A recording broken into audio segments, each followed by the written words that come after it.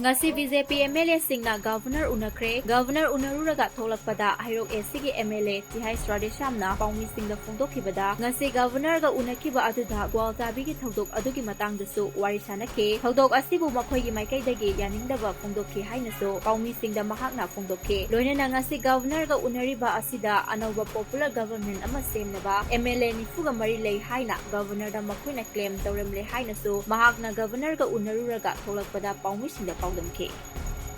loinamakse Hauze Manipur oraiba nahangi gwaltabigi incident ni matung no oraiba piyamse sigi matang da already akoi MLA mayam dagi taraptagi di akoi na nuaitaba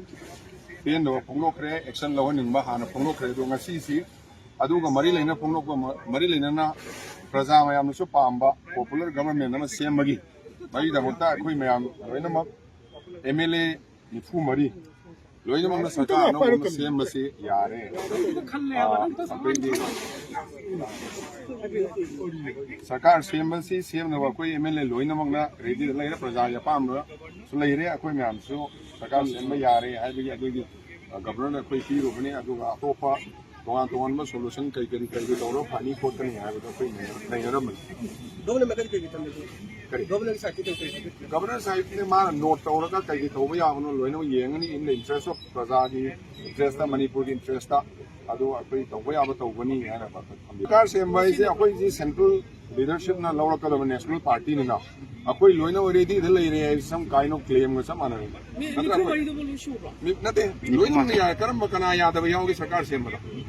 nifu mari sarkar semba yaning da mi du kana no puthopiro loino yare akoi loino yare ba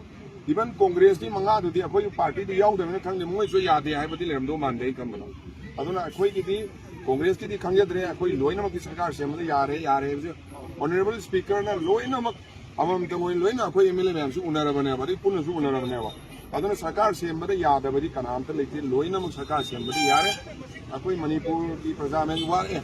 mamangi tamne sahi ani ma covid na loine ana ge tamne sahi ani ahum ham lo shile aduna maram mo ta na praja si am ware sira koi governor ga koi tana jaram madane some things are within our control some things are beyond our control koi manung na leiba koi jaram ne akoi ngam da pot di oh pina shilo